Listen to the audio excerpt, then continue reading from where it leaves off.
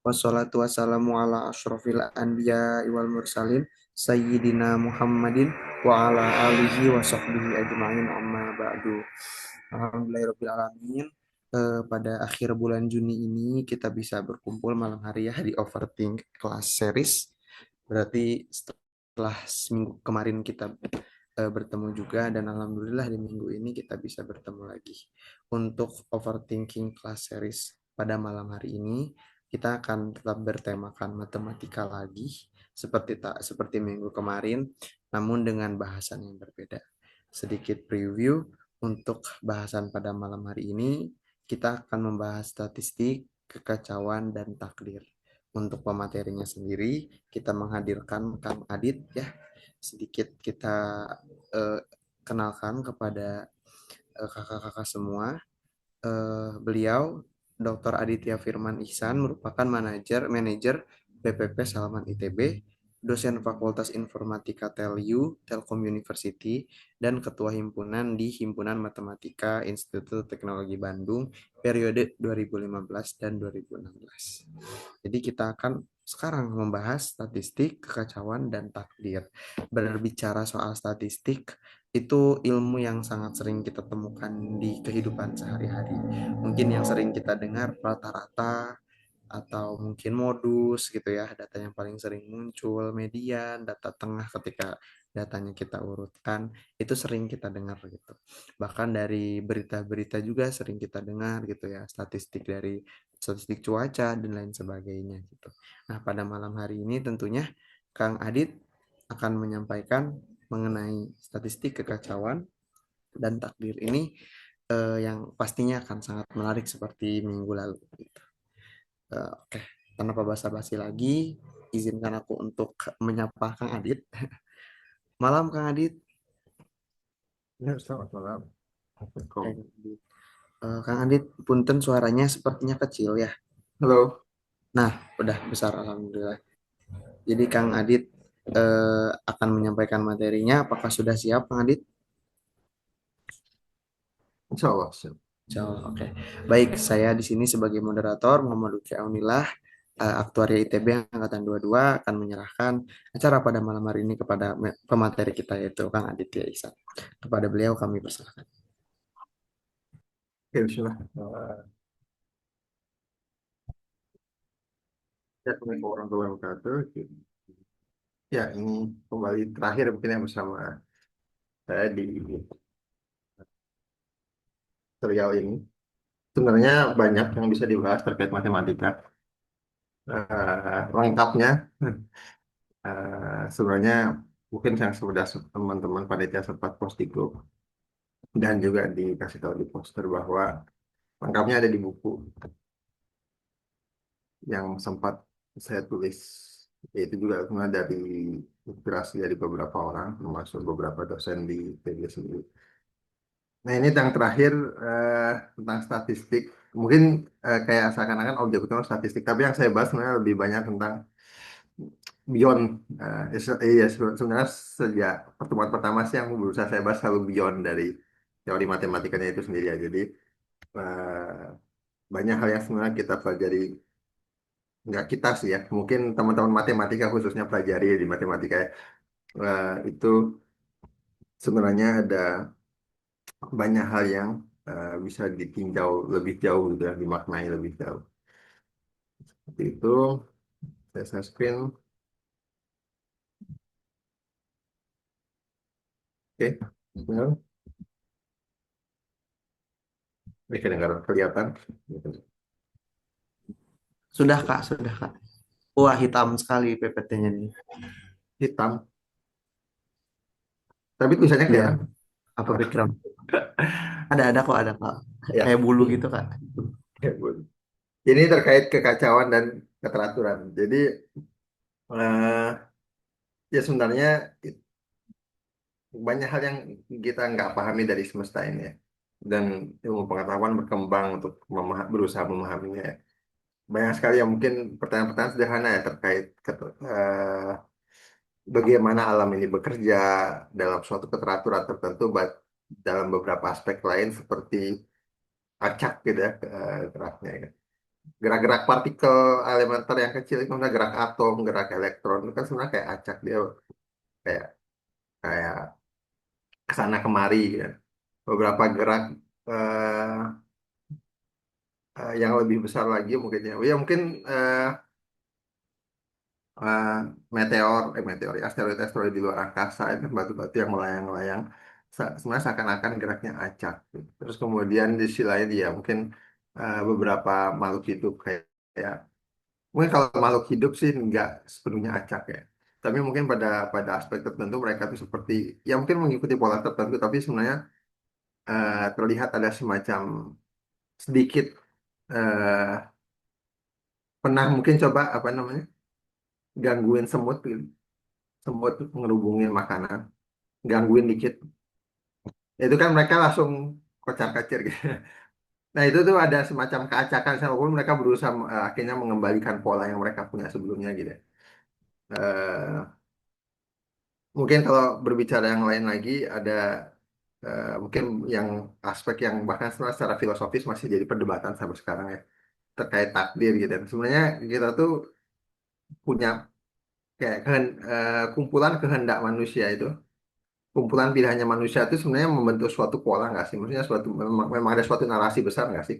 Sekarang kan semuanya acak. Acak itu maksudnya adalah bahwa ya memang gerak waktu itu ya dari masa lalu ke masa depan tuh seperti ya ya memang unpredictable aja gitu. Bahwa masa depan tuh nggak akan pernah bisa kita tahu pasti on some way, dan tapi juga memang undetermined. Undetermined itu maksudnya ya enggak ya masih tetap ditentukan oleh kumpulan kumpulan pilihan kita sekarang itu. Nah, itu yang kemudian kita coba eksplor di sini. Makanya saya sebutnya kekacauan versus keteraturan gitu.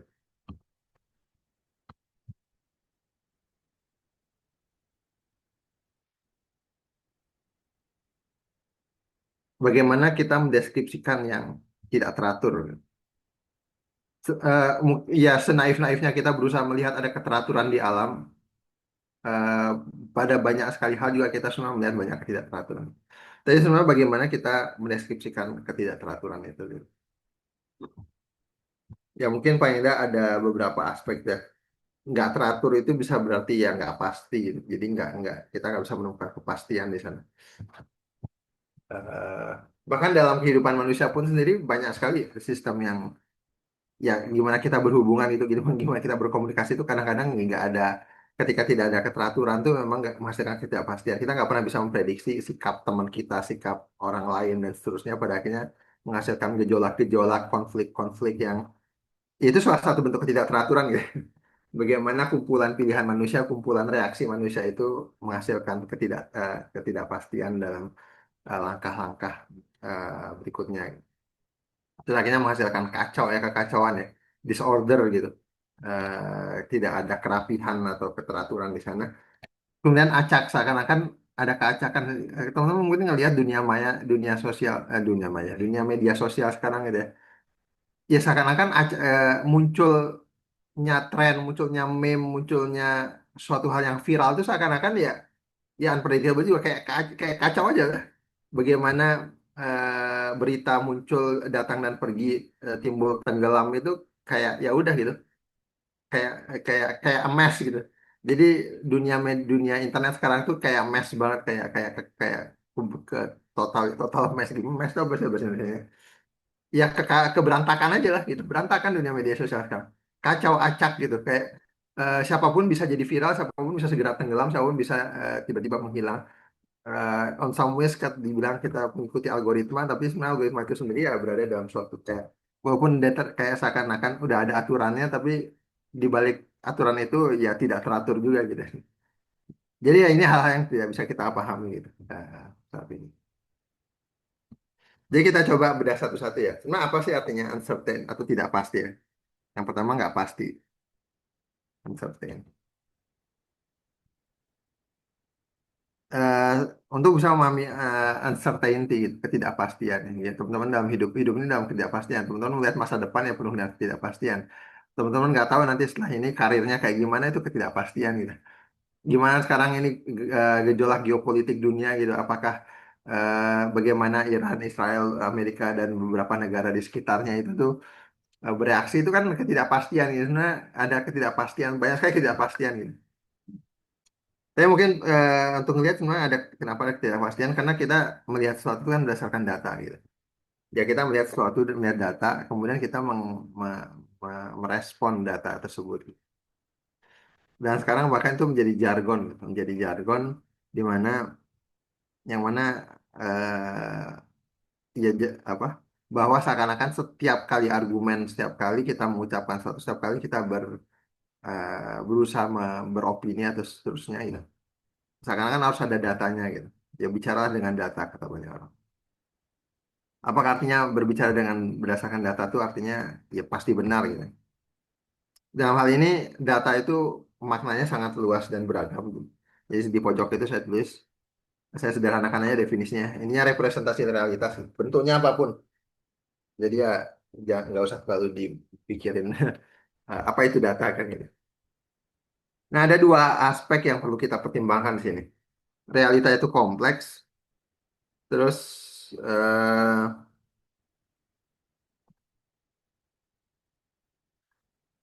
ada keterbatasan ketika kita mengamati. Pengamatannya umum ya, maksudnya pengamatan itu artinya mengumpulkan data, memperoleh data gitu. Pertama realita itu kompleks jelas. Kompleksnya realita itu ini ya membuat data itu sendiri nggak bisa direpresentasikan dengan cara yang mudah. Kan data itu adalah representasi realitas. Realitas itu menampakkan dirinya dalam bentuk gambar, dalam bentuk visual ya, dalam bentuk audio, suara dan seterusnya. Itu jadi data, itu representasi. Kenapa representasi itu mewakili, tapi nggak bukan realitas itu bukan potongan-potongan data tersebut. Gitu. Tapi realita itu kompleks. Realita itu nggak bisa didefinisikan hanya dengan kumpulan gambar, kumpulan video, atau kumpulan suara gitu ya. Nah, kedua keterbatasan pengamatan. Kita untuk mengumpulkan data itu tuh pasti terbatas sebagai manusia. Bahkan manusia dibantu dengan berbagai beragam alat, instrumen pun tetap aja data itu terbatas. Pada akhirnya dua hal ini menghasilkan suatu hal yang pasti. Data cenderung tidak pernah lengkap. Pasti itu udah absolut. Maksudnya impossible ya mungkin saya berani nyebut ini impossible untuk bisa mengatakan manusia itu bisa memperoleh data realitas itu secara lengkap utuh gitu enggak pasti potongan dan ketidaklengkapan data ini akan masih menghasilkan tadi ketidakpastian karena artinya kita melihat realitas itu yang bolong itu artinya pasti akan ada selalu ada hal yang tidak lengkap atau tidak terlihat atau tidak bisa kita peroleh di situ gitu. Dan itu pasti menghasilkan ketidakpastian. Itu kayak teman-teman kalau bikin puzzle, ngerjain puzzle ya, pasti ada yang bolong. Jadi ini ibarat kata ngerjain puzzle dan puzzle-nya memang nggak pernah lengkap. Jadi gambarnya selalu bolong. Nah, gambarnya selalu bolongnya ada ketidakpastian. Ini bolongan ini sebenarnya gambarnya apa gitu. Kita nggak pernah tahu karena piecesnya nggak pernah ada, nggak pernah bisa kita dapetin gitu. Jadi makanya ini menghasilkan quotes yang terkenal ya. Mungkin orang pernah tahu quotes-nya bahwa satu-satunya kepastian adalah ketidakpastian itu sendiri gitu. Satu-satunya hal yang pasti adalah ketidakpastian. Dan ini kalau in general dalam konteks sains itu bahkan menghasilkan namanya problem of induction. Jadi masalah induksi bahwa sebanyak apapun pengamatan nggak pernah kita bisa katakan itu benar. Jadi induksi itu nggak akan pernah bisa dipakai menjadi landasan untuk kebenaran. Teman-teman ngelihat suatu kejadian 1.000 kali pun itu nggak menjamin itu benar karena tetap ada kemungkinan yang ke 1.001 kali itu salah. Maksudnya ada contoh, teman-teman, oh saya itu udah 100 kali nyoba api itu panas gitu. Itu nggak bisa jadi jaminan bahwa api itu panas itu sebuah kebenaran mutlak. Karena bisa jadi nggak ada yang pernah bisa, karena itu secara logika ya, itu nggak pernah bisa menjamin percobaan ke 101 apinya tetap panas. Tapi ya, induksi itu membuat kita cukup yakin, nah gitu. Jadi ini problem of induction. Jadi sebenarnya ini masalah lain ya, bahwa sains itu nggak pernah bisa berbicara dengan suatu hal yang kebenaran mutlak karena induksi yang dipakai gitu. Tapi ini masalah lain nanti. Eh, Realita itu kompleks tadi kan. Terus keterbatasan pengamatan. Ini menghasilkan dua dua bentuk ketidakpastian. Kalau dalam statistik ada namanya aleatorik, ada namanya epistemik. Iya, ini istilah fancy aja ya. Aleatorik itu intinya ketidakpastian natural alami, yang artinya sudah pasti ada dalam sistem itu, nggak bisa dihilangin dengan cara apapun. Karena realita itu kompleks gitu. Jadi udah pasti nggak pasti, nggak bisa dihilangin, nggak bisa udah mutlak gitu. Pasti ada. Tapi kalau keterbatasan pengamatan itu namanya epistemik, artinya ini cuma masalah kurangnya data doang, masih bisa dilengkapin. Oh ini datanya kurang, udah terus saja tambah datanya gitu. Masih bisa kok. Jadi itu namanya epistemik. Data kurang ya bisa ditambah terus sampai mentok, sampai akhirnya yang menyisakan aleatoriknya doang. Kalau digambarkan yang kurang lebih bisa seperti kayak gini. Kalau misalnya teman-teman punya data, kumpulan data, bebas lah X sama Y-nya apa, ini saya nggak perlu interpretasikan. Yang biru itu epistemik, itu kayak bolong doang. Ini ya udah, oh ada ketidakpastian tuh yang di biru-biru tuh. Ya udah, ketidakpastian situ kita bisa ngira-ngira dan kita bisa kumpulin aja data di sekitar situ. Kumpulin aja data untuk melengkapi yang bolong biru tuh. Tapi kemudian ada ketidakpastian yang merah. Itu tuh menyebar itu. Itu teman-teman nambahin data, nggak menyembuhkan ketidakpastiannya gitu. Tetap aja nyebar. Jadi nggak bisa dihilangin karena itu ada suatu hal yang missing misalnya kayak gitu. Jadi memang ada kompleksitas yang nggak bisa kita capture dari datanya. Itu ketidakpastian ya, uncertainty. Tapi untungnya walaupun ada ketidakpastian ya, ada suatu hal yang uncertain, manusia itu pramagenius. Kalau nyebut. Jadi daripada pasrah pada ketidakpastian, manusia belajar untuk mengendalikan ketidakpastian itu. Jadi ya manusia sadar, kita semua sadar realita itu nggak pasti, nggak akan pernah bisa kita secara mutlak pastikan. Tapi kan kita nggak nyerah nih. Adalah masa menyerah pada ketidakpastian kan. Ya kita kendalikan aja, kita kontrol, kita analisis, kita kita kita pegang ketidakpastian itu. Akhirnya itulah menjadi dasar statistik. Pokoknya itulah kenapa statistika muncul gitu. Kenapa statistika itu muncul? Sederhananya kalau saya sederhanakan, lebih mudah mengatakan sebagian besar burung terbang ketimbang kita spesifikkan. Maksudnya ini kan masalah apa namanya ucapan logika ya. Lebih baik kita akui ketidakpastian itu ketimbang kita perlu perjelas dengan bentuk lain gitu. Maksudnya kita tahu bahwa ya burung tuh terbang gitu. Tapi kita nggak yakin nih, emang semua burung terbang gitu. Ya mungkin ada yang nggak terbang. Akhirnya kita bisa perlu melengkapi itu. Burung terbang kecuali yang masih muda, yang sakit, yang sayapnya rusak. Kita bisa ngelis semua pengecualian itu agar agar deterministik, agar benar-benar bisa pasti gitu. Tapi ya udahlah daripada repot-repot, langsungnya bilang sebagian besar burung terbang. Selesai kita akui, kita kita rengkuh, kita embrace ketidakpastiannya gitu. Dan itulah kemudian cara statistika itu belajar gimana cara kita berbicara di tengah ketidakpastian, berbicara dengan yakin di tengah ketidakpastian sekalipun gitu. Review singkat.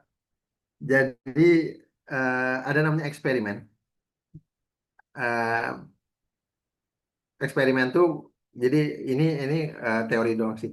Teman-teman kalau belajar statistik di jurusan manapun pasti akan menemui. Karena eksperimen itu proses pengambilan sampel. Sampel itu ya data lah. Nah, atau sederhananya subset dari populasi. Populasi itu seluruh seluruh kemungkinan data yang ada. Jadi misalnya data penduduk, ya populasinya berarti seluruh penduduk Indonesia. Sampel itu sebagian dari itu, gitu, subset. Eksperimen ada proses surveinya. Ruang sampel adalah semua kemungkinan hasil dari satu eksperimen. Eksperimen ini bisa menghasilkan sesuatu. Dan ruang sampel ini menuliskan semua kemungkinannya. Contoh lain itu lempar dadu. Ini yang di bawah tuh. Atau lempar dadu, lempar koin. Eksperimennya 5 kali lempar koin. Sampelnya berarti gambar-gambar, angka-angka gambar yang didapetin ya. Semua kemungkinan hasilnya kan tetap cuma dua, gambar sama angka. Kemungkinan hasil dari eksperimennya. Kemudian contoh lain kalau kita mengukur tinggi 5 anak, sampelnya didapetin nih 198, 85, 104 dan seterusnya. Ruang sampelnya seluruh bilangan ada positif. Semua kemungkinan tinggi. Jadi kemungkinan tinggi berarti seluruh bilangan nilai positif. Walaupun ya kalau masalah tinggi nggak mungkin juga terlalu pendek-pendek banget gitu. Seperti itu. Nah, ingat tadi ada namanya epistemic uncertainty. Jadi data itu nggak pernah lengkap kan. Jadi sampel itu pasti kurang dari populasi sesungguhnya, nggak pernah nggak. Teman-teman mau data apapun, survei apapun, melihat apapun, pasti nggak bisa semua. Bahkan dalam konteks sains pun, orang biologi mengamati makhluk hidup nih, misalnya apalah, pasti yang diambil sampel, nggak mungkin seluruh makhluk hidup tuh bisa eh, bisa didata semua. Ketika kemudian dari sampel itu dia saintis melakukan induksi untuk kemudian menciptakan general teori yang bisa diuji gitu. Maka dari itu kebenaran dari sampel itu pasti lebih rendah daripada kebenaran yang asli karena memang ada ketidakpastian di situ. Nah, itu ketidakpastiannya. Kita bergerak ke aspek yang kedua. Kita hold dulu di sini sampai di sini. Ada keacakan, random. Tadi ya masih masalah ketidakteraturan. Ketidakteraturan itu ada tidak pasti, acak, kacau, gitu. Sebenarnya masih nyambung. Jadi kalau data itu sendiri selalu nggak lengkap, bagaimana kita yakin dengan data? Bagaimana kita yakin dengan apapun yang kita lihat? Nah, data ini kan bahasa fancy modern ya. Cuma teman-teman ngelihat itu juga data. Teman-teman berpikir itu data, teman-teman mendengar itu data. Ya, in any way sih teman-teman itu sebenarnya selalu memproses data. Tapi data yang teman-teman dapatkan nggak pernah lengkap. Teman-teman melihat sesuatu ya udah yang apa yang terlihat doang gitu. Tapi itu nggak mewakili seluruh realita. Tapi gimana kita bisa yakin gitu bahwa dengan apa yang kita lihat, apa yang kita terima. Dalam konteks statistik atau mungkin secara umum, data ini harus bisa mewakili populasi. Gimana kita cukup yakin? Ada satu aspek yang agak aneh juga sih ini. Yang menjamin kebenaran itu justru keacakannya. Jadi kalau nggak acak, sampel itu nggak mencerminkan populasi. Jadi semakin acak, semakin bagus data itu. Tanpa pola yang acak atau random, nggak ada analisa statistik. Jadi kita butuh ada sampel. Sampelnya ini harus acak. Nah, yang ideal itu sering disebut dengan IID atau IID, Independent dan Identically Distributed. Independen itu artinya kalau kita, antara satu sampel dengan sampel lainnya nggak saling mempengaruhi. Terus identically distributed, jadi semua rata, adil, nggak ada yang condong, nggak ada yang lebih daripada yang lain. Nah, itu kalau ada kecondongan berarti ada namanya bias. Kalau dalam konteks sehari-hari teman-teman ngelihat sesuatu, kalau teman-teman ngelihat suatu hal itu cenderung lebih positif ketimbang ngelihat hal yang lain itu ada bias. Kenapa? Karena peluang untuk mendapatkan judgement dari dari diri sendiri itu nggak ideal, nggak sama. Ngelihat orang yang bertato, contohnya, pasti akan cenderung menghasilkan impresi pertama tuh negatif ketimbang yang nggak bertato. Ini namanya nggak IID, nggak identikally distributed. Ada bias di sana gitu. Gak apa itu masalah contoh. Eh, tapi dalam IID ini selalu berusaha didapetin ketika kemudian dilakukan penelitian apapun itu. Jadi kalau dalam konteks ya penelitian ataupun sains secara umum ya ini adalah bagaimana kita menjamin data itu atau sampel itu bisa bisa kita pegang. Nah, keacakan itu terkait dengan dua hal ini. Kan tadi bentuk kalau kita lihat di sini sebenarnya ada namanya ruang sampel. Semua kemungkinan hasil dari suatu eksperimen kan. Jadi kalau misalnya lempar koin berarti kemungkinan ruang sampelnya cuma gambar sama angka. Nah, ruang sampel itu ada bentuk numeriknya kan nggak mungkin gambar sama angka kan bukan nggak mungkin juga sih. Lebih ke orang matematika lebih suka bermain sama angka jadi gambar sama angka tadi gambar sama angka ya tadi sisi koin ya sisi gambar atau sisi angka itu eh, diubah ke bentuk numerik ketika diubah ke bentuk numerik namanya jadi peubah atau variabel peubah acak ya X gitu misalnya. Kalau dalam konteks koin tadi, sisi gambar dan sisi angka berarti anggaplah 0 sama 1 gitu contoh. Setiap nilai berubah acak itu akan dipetakan ke suatu nilai peluang. Artinya apa? Setiap berubah acak itu punya peluang di sana. Se- Semua kemungkinan nilai peluang itu namanya distribusi. Nah, itu main-main istilah lagi. Namanya distribusi. Contoh, kita lempar dua dadu. Lempar dua dadu ya udah berarti berubah acaknya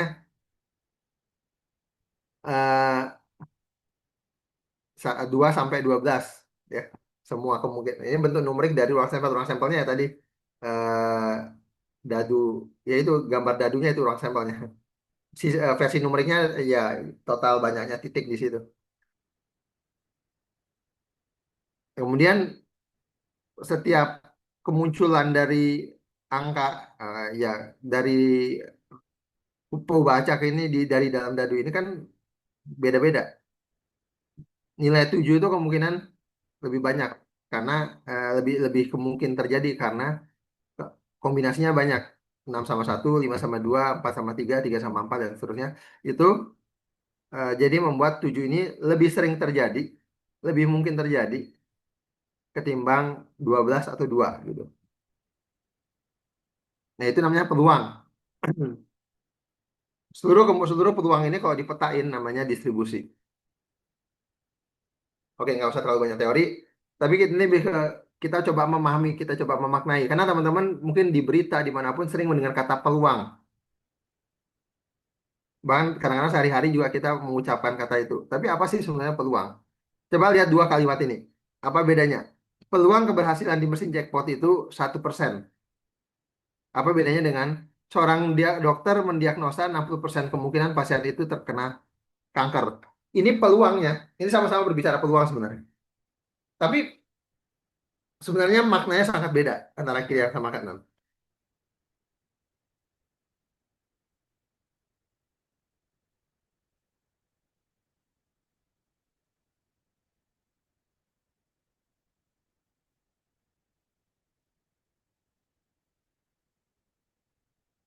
Coba kita lihat. Dari 100, kalau yang kiri itu gampang memaknainya. Misalnya teman-teman pernah nggak usah mesin jackpot, mesin gacha, atau pernah pernah ngegacha nggak? Atau nggak usah gacha. Kalau teman-teman ke Game Master atau Time Zone itu kan pasti ada alat yang ya dia cuma muter gitu. Kemudian nanti dapat tiket dari situ. Atau cuma lempar bola acak sih. Tapi kemudian pasti ada peluang di sana. Nah, peluang di situ akan mendefinisikan bahwa ketika itu dicoba sekian kali, berapa kali dia akan berhasil. Itu simple. Gampang bisa dihitung, mudah lah dilihat, mudah dicek juga. Tapi yang sebelah kanan, ya mungkin kan kita mengartikan dengan cara yang sama. Seorang dokter mendiagnosa 60% kemungkinan pasien itu terkena kanker. Masa artinya bahwa dari 100 kejadian kanker, kan pasien itu cuma terkena kanker satu kali kan seumur hidup. Ya, bisa aja mungkin ya komplikasi atau gimana. Tapi seringnya ya udah seorang pasien tuh kena kanker sudah satu kali itu doang. Kan nggak mungkin dari 100 kali dia terkena kanker, 60 diantaranya beneran apa, beneran kanker. Kan nggak mungkin kayak gitu. Kalau cara berbicaranya kalau kita maknai sebagaimana kalimat kiri. Kalau yang kanan itu sederhananya langsung aja pemaknaannya jauh lebih lebih abstrak, lebih kualitatif.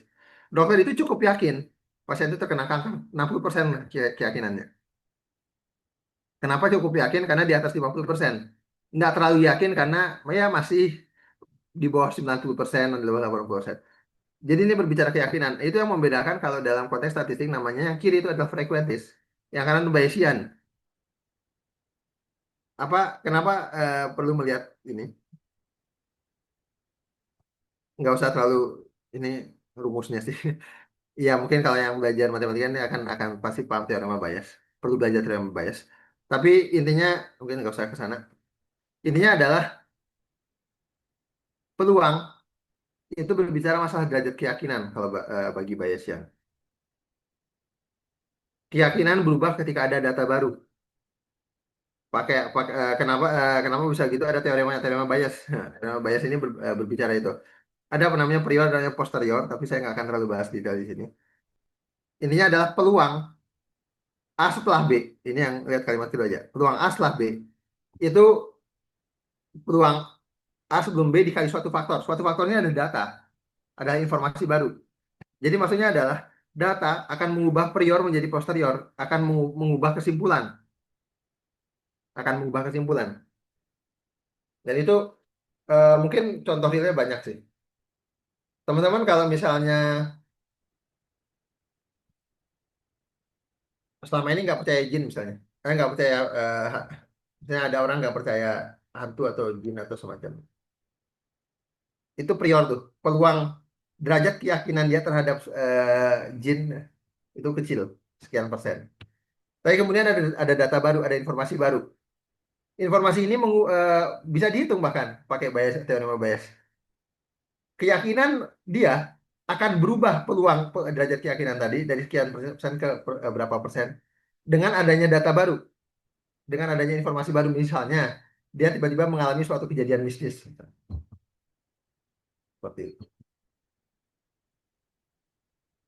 Jadi peluang itu berbicara masalah keyakinan dan data itu mempengaruhi keyakinan kita terhadap suatu hal itu gitu. Nah, tapi mungkin pertanyaannya menjadi apa namanya? Ya, semua ini tetap berada dalam lingkup keacakan ya, teman-teman. Bahwa adanya data, adanya informasi baru tadi, peluang terjadinya sesuatu itu karena adanya keacakan. Nggak mungkin kita bisa berbicara peluang tanpa ada keacakan di sana. Kalau segala sesuatu itu teratur, nggak ada namanya peluang, udah selesai, titik. Kalau memang sesuatu itu teratur dan sudah pasti. Keacakan itu, peluang itu ada karena adanya keacakan, adanya randomness. Makanya disebutnya random variable kan, perubahan acak. Tapi sebenarnya eh, ada nggak sih yang benar-benar acak di dunia ini? Kayak kita, orang-orang statistik itu berbicara tentang acak seakan-akan itu suatu hal yang memang ada gitu. Tapi itu akan menjadi, ini pertanyaan agak filosofis. Kan itu juga jadi perdebat, bisa pernah jadi perdebatan juga. Sebenarnya dunia ini, semesta ini itu sebenarnya acak atau teratur. Sedangkan statistik itu berbicara tentang, selalu berbicara tentang, berbasisnya adalah semesta ini ada keacakan di dalamnya. Tapi sebenarnya ada nggak sih yang benar-benar acak gitu? Contoh sederhana adalah, coba teman-teman bayangkan, misalkan bisa gitu. Tolong, kalau misalnya ada pertunjukan magic ya, itu sulap. Pilih suatu bilangan gitu misalnya, secara acak antara 1 sampai 100 di pikiran. Nah sebenarnya ketika teman-teman milih bilangan itu, benar nggak sih pure acak gitu? Pasti ada, sebenarnya kalau kita berbicara, kalau kita ngelihat lebih dalam proses berpikir, pasti ada faktor lain yang membuat kita tidak memunculkan angka itu. Bahkan di komputer sendiri, komputer itu bisa nge-generate namanya random random number gitu. Bisa mengenerate, bisa memunculkan angka acak.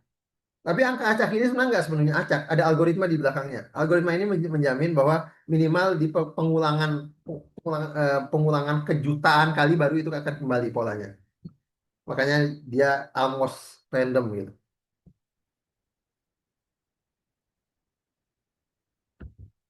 Nah, itu makanya kemudian pertanyaan terkait keacakan ini sebenarnya eh, pernah, bahkan dulu menjadi menjadi ya bahasan gitu. Ketika sains berkembang di abad 17 itu kan lagi subur-suburnya tuh sains berkembang di Eropa.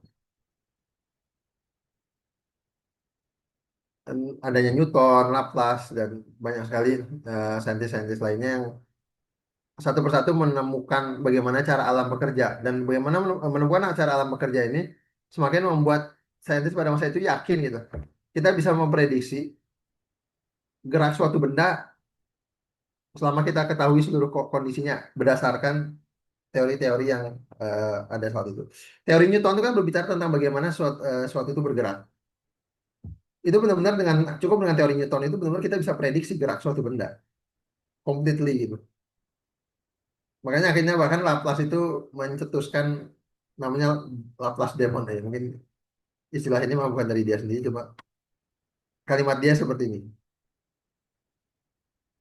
Kita bisa menganggap eh, ya udah bahwa keadaan semesta sekarang itu adalah hasil dari keadaan semesta di masa lalu. Dan keadaan semesta di sekarang ini jelas mempengaruhi keadaan semesta di masa depan. Artinya selama kita tahu keadaan semesta di masa lalu, sebenarnya kita bisa karena cause and effect ya, sebab akibat. Kita tuh sebenarnya keadaan sekarang tuh sebenarnya wajar gitu, bahwa itu semua adalah hasil domino eh, sebab dan akibat dari apa yang terjadi di masa lalu. Dan juga keadaan sekarang ini akan menjadi domino sebab akibat di masa depan. Dan sains itu berbicara tentang bagaimana kita memprediksi efek domino ini, sebab akibat ini. Terus demonologi. Laplace itu membayangkan ada suatu intelek, maksudnya suatu intelek itu suatu makhluk yang cerdas. Misalkan ya, dia bilang misalkan ada suatu makhluk yang sangat cerdas, itu mengetahui seluruh kondisi semesta di satu waktu. Dan bahkan dikatakan dan makhluk cerdas ini memang cukup cukup apa ya, cukup canggih untuk bisa kemudian mengolah semua informasi tadi, informasi terkait seluruh keadaan semesta. Dikatakan bahwa makhluk cerdas ini bisa memprediksi seluruh masa depan apa semesta gitu. Saking bahwa seyakin itu sama sebab akibat, eh, seyakin itu bahwa hukum sains, hukum hukum gerak yang berkembang pada masa itu ya. Ini semua hukum sains itu bisa menjadi dasar, menjadi alat untuk memprediksi semua kemungkinan gerak. Jadi ibarat seperti jam sebenarnya. Seperti jam itu kan sebenarnya jam itu bekerja otomatis kan, bekerja sendiri. Ada cara kerjanya iya.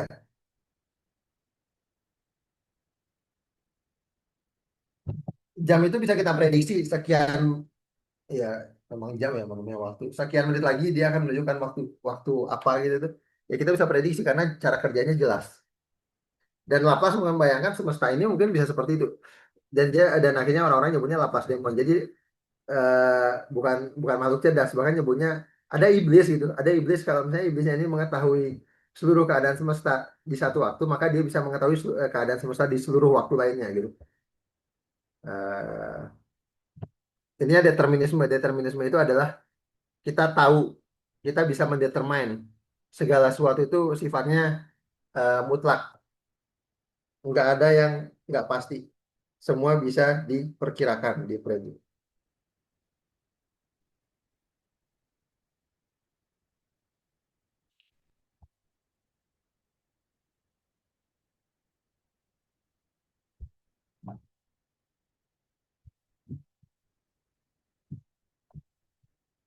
Nah, kita masuk ke bahasa yang ketiga, chaos. Tadi masih berbicara tentang Laplace Demon. Jadi eh, orang-orang sains di abad ke-17 itu, ya Newton, Laplace itu tuh kan deterministik banget ya. Bahwa oh yakin banget pokoknya sains ini bisa bisa memprediksi semesta sedetail itu selama kita tahu seluruh kondisi semesta yang sekarang. Kenapa mengetahui kondisi semesta ini jadi syarat ya? Karena ya tadi cause and effect itu sebab akibat ya, untuk bisa memprediksi tetap kita butuh tahu kausnya gitu sebabnya. Tapi ini bahwa sebab akibat ini bisa sangat mutlak menentukan bagaimana alam berperilaku setelah ini gitu. Tapi kemudian ada namanya Lawrence atau Edward Lawrence. Sebenarnya beberapa tahun kemudian itu, lihat itu 63 loh bang. 63 tuh kayak baru masih orde lama tuh Indonesia. eh Dia menemukan suatu sistem yang ya intinya sangat unik.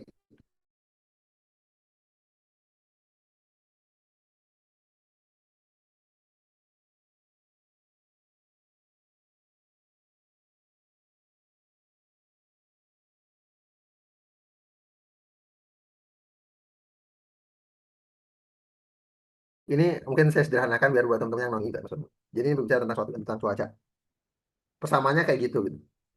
Parameternya kayak gitu, udah nggak usah terlalu dipikirin. Ini tiga persamaan ini kalau dipetain bentuknya jadi kayak gini. Dinamikanya jadi kayak gini. Ini kan sistem dinamik. X, Y, Z-nya. Jadi itu kan eh, tiga variabel ya. X, Y, Z itu ya udah ini kalau dipetain ke dimensi X, dimensi Y, dan dimensi Z, jadi ya pergerakan berbentuk seperti ini trajektorinya. Apa yang membuat ini menarik? Jelas bentuknya ya, tapi kemudian adalah lihat itu gerak yang sebelah kanan aja yang dalam bentuk animasi. Dia kan berputar-putar kan kayak ada dua dua orbit ya, kanan sama kiri. Kadang-kadang dia di kanan, kadang-kadang dia di kiri. Tapi kapan dia di kanan dan kapan dia di kiri kita nggak bisa prediksi. Teman-teman bisa nemuin polanya nggak? Nggak ada polanya itu. Tiba-tiba dia di kiri, tiba-tiba dia di kanan, nggak. Kayak tiga kali muter di kiri, terus 5 kali di kanan, terus berikutnya lagi berapa kali di kiri. Itu nggak ada polanya. Bahkan kalau kalau mau dilihat seperti ini, Pak. Jadi ini anggap saya plot itu maksudnya digambarin, divisualisasi geraknya X. Jadi ini kelihatan atas bawah ini kan kayak tadi gerak muter ya, osilasi atas kadang-kadang di kiri, kadang-kadang di kanan. Kalau kalau digambarin berarti kadang-kadang di bawah, kadang-kadang di atas. Teman bisa prediksi nggak? Ada pola nggak di situ? Kapan dia di atas, kapan dia di bawah? Nggak ada, itu nggak ada polanya. Itu acak, acak banget. Nah, selama ini orang melihat, ya udah kalau deterministik berarti harusnya nggak acak. Harusnya nggak mungkin. Acak itu kan berarti probabilistik kan. Semua bergantung peluang. Semua bergantung kemungkinan. Sedangkan deterministik nggak mungkin itu semua bergantung kemungkinan. Itu bisa jelas, eksak diprediksi gitu. Kata Lorentz ketika melihat ini, ya semesta itu, ini bukan kata Lawrence sih, ini interpretasinya orang-orang setelahnya. Ya ininya adalah sistem yang deterministik itu bisa unpredictable juga, bisa acak juga. Jadi semesta itu bukan seperti jam yang bisa diprediksi perilakunya selama kita tahu cara kerjanya. Jadi kita udah tahu nih cara kerjanya. Wah, ada hukum Newton, hukum elektromagnetik Maxwell, sekarang ada mekanika kuantum dan gravitasi, ada relativitas dan seterusnya.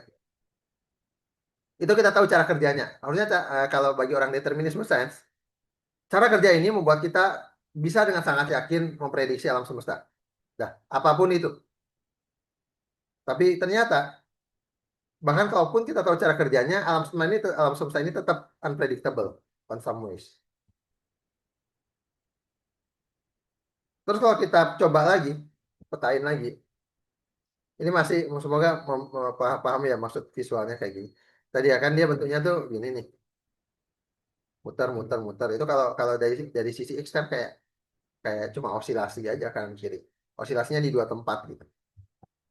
Jadi kayak gini. Nah sekarang gini, anggap ada dua dua gerak, ada dua simulasi gitu loh. Dan kan simulasi itu bergantung nilai awal, bergantung posisi awal. Ya contoh lah teman-teman kalau ngelempar bola dari agak atas dengan melempar bola dari agak bawah, itu pasti beda hasil trajektorinya atau lintasan bolanya. Itu namanya nilai awal, kondisi bola di awal gitu. Nah, misalkan ada dua simulasi Lorentz ini. Simulasi itu maksudnya ya udah tadi kita menjalankan persamaan Lorentz itu ada nilai awalnya. Nah, nilai awalnya itu dibedain dikit. Dibedainnya cuma beda 0,001. Ibarat kata ya teman-teman kalau punya meriam, yang satu tuh sekian derajat, misalnya yang meriamnya diarahin 45 derajat. Meriam yang kedua diarahin 45,001 derajat. Harusnya kan nggak jauh beda kan gerak peluru meriamnya. Nah, dalam konteks Lorentz, ini ada dua nilai awal berbeda, cuma dibedain 0,001 bayangin. Nah, kelihatan nih geraknya, yang satu merah, yang satu biru ya. Kelihatan di awal-awal nih geraknya, ini berimpit ya merah sama birunya, jadi kayak sama geraknya. Kelihatan selaras tuh. Lihat sampai waktu ke 15 nih. Masih mepet, masih dempet. Tiba-tiba, nggak ada angin, nggak ada hujan. Kayak ujuk-ujuk gitu, kayak keluarga sudah harmonis, mereka bersama-sama gitu. Eh, Sakinah mawaddah warohmah gitu kan, suami istri gitu. Tiba-tiba nggak tahu kenapa di menit di detik ini anggap detik ya di waktu ke 20 tiba-tiba mereka mulai geraknya beda. Coba nggak ada gimana kelihatan nggak perbedaan. Maksudnya aneh kan di awalnya selaras tiba-tiba out of nowhere di tengah-tengah dia berubah geraknya. Nggak ada yang nggak seaneh itu gitu. Sulit dipahami kayak gini.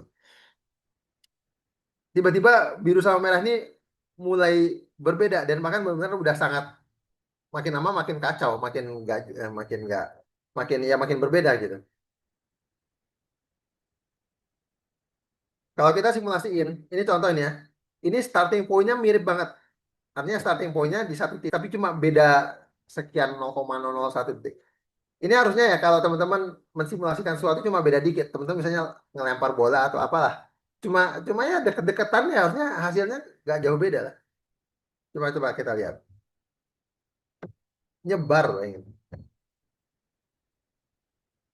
Ini nyebarnya masih deket-deket ya, ini kanan sama kiri. Lama-lama nyebar beneran, maksudnya nyebarnya benar-benar keseluruhan.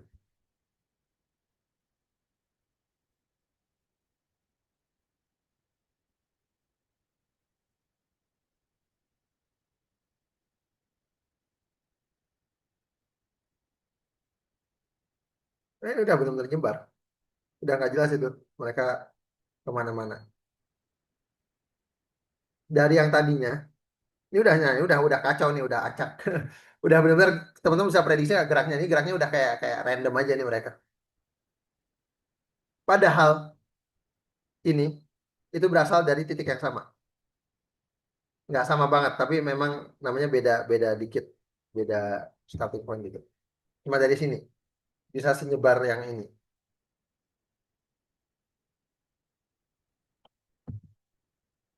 Jadi sistem Lorentz itu sensitif oleh perubahan kecil. Jadi perubahan kecil dikit aja, beda nilai awal dikit aja. Ternyata efek jangka panjangnya besar banget.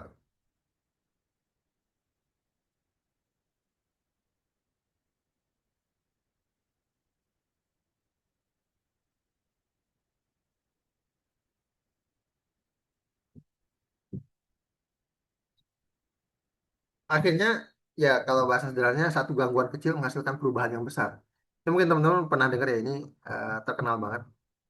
Butterfly effect, efek kupu-kupu. Lawrence cuma bilang ini. Itu karena tadi itu kan sistemnya sistem sistem cuaca ya. Seorang meteorologis eh, ya bisa bisa mungkin remark itu apa ya? Bisa ya ya menegaskan lah. Seandainya teorinya benar, satu kupu-kupu satu sayap kupu-kupu bukan kupu-kupu sorry, seagulls itu pelikan bukan ya pokoknya burung burung di laut itu seagulls. Satu satu kepakan burung, satu kepakan sayap burung itu bisa mengubah gerak cuaca selamanya. Satu kepakan burung.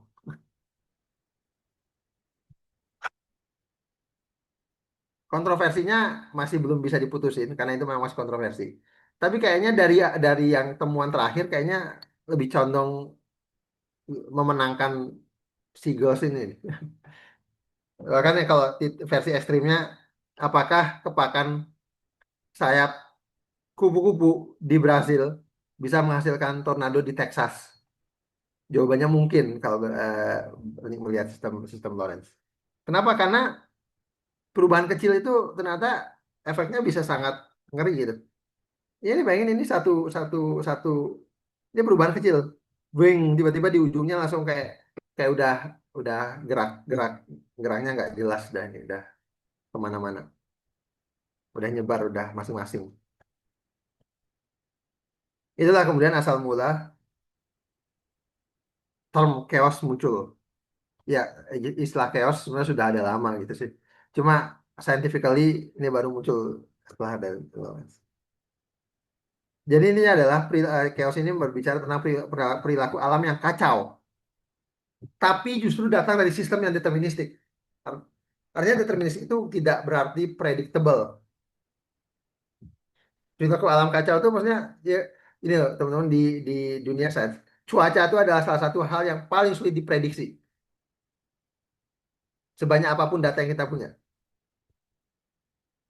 Padahal sistemnya deterministik. Deterministik itu maksudnya ya cuaca gitu loh ya, paling dipengaruhi oleh awan, oleh gerak angin, oleh suhu, dan berbagai macam ya. Datanya bisa diambil semua gitu. Tapi tetap aja sulit sekali memprediksi cuaca ya. Walaupun di beberapa tempat kayak semacam akurat, tapi semua prediksi prediksi cuaca tuh nggak akan pernah bisa 100% atau mungkin ya cukup tinggi gitu akurasinya. Kalau di matematika definisinya jauh lebih rigid ya, namanya matematika biasanya nggak membuat definisi yang itu seketat mungkin itu. Ya intinya tiga tiga kriteria sistem chaos itu adalah dia sensitif terhadap kondisi awal, dia topologically transitive bahasa kerennya, atau bahasa biasanya adalah menyebar. Kemudian punya orbit yang padat. Orbit yang padat itu orbit itu lintasan yang muter-muter tadi. Maksudnya padat adalah dia tuh semua muter-muter tapi di lintasan yang berbeda loh. Cuma dempet aja. Ya, ini kelihatan ya.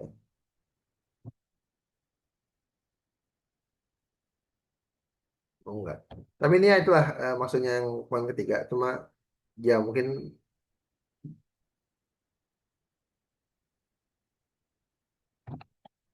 apa bahasa yang lebih rigidnya harus melihat persamaan matematikanya langsung. Tapi jadi saya nggak akan terlalu ini cuma FYI aja deh. Tapi ada hal menarik lainnya kalau kita tinjau lagi lebih dalam terkait Lorentz nih ya. Ada namanya sinkronisasi. Misalnya kita punya dua sistem. Itu persis banget tuh. Cuma yang satu ada aksennya, ada prime-nya. Yang satu enggak. Terus, ini dua hal ini kalau di running, ya udah jelas karena dua sistem yang berbeda, apalagi kondisi awalnya dibuat berbeda, udah tuh ya udah. eh Apa namanya? Jelas akan berbeda gitu trajektorinya. Nggak akan ada pola sama sekali. Tapi kemudian seandainya kita tambahin satu suku, satu term di sini, di dua sisi ini. Penambahan term ini somehow itu mensinkronisasi dua sistem tersebut. Sehingga yang awalnya kelihatan cerah ini kebalikan sebelumnya. Awalnya kelihatan pisah jalan masing-masing, tiba-tiba nyatu dan mensinkronisasi geraknya. Jadi selaras.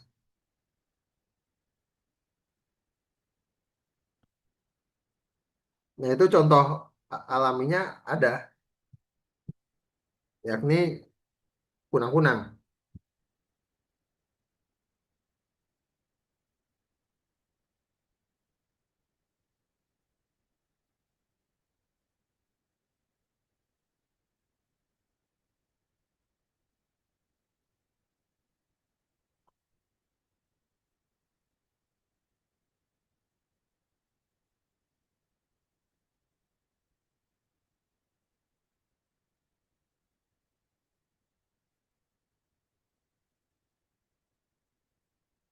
Lihat, lihat tuh, ada sinkronisasi kan. Tiba-tiba mereka itu kedipannya makin lama makin selaras. Padahal mereka nggak ada koordinasi loh. Nggak ada dirijennya. Nggak ada yang, ayo satu, dua, kedip, kedip, kedip, kedip gitu. Nggak. Mereka mensinkronisasi diri mereka sendiri.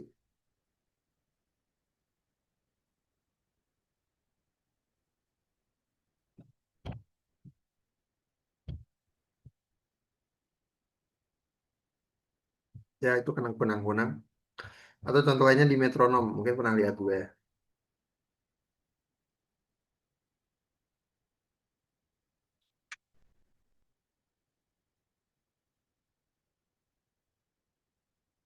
Nah, ini kayaknya biar keluar suara aja. Tarik.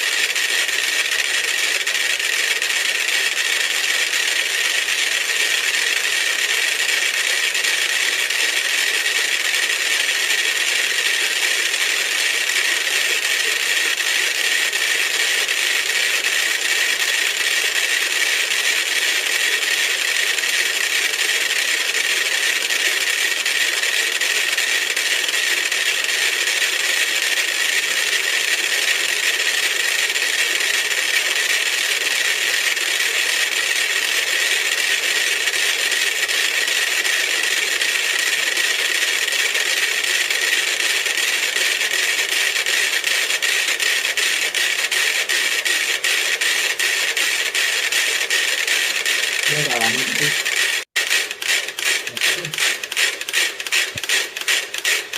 Lama-lama jadi kayak gini.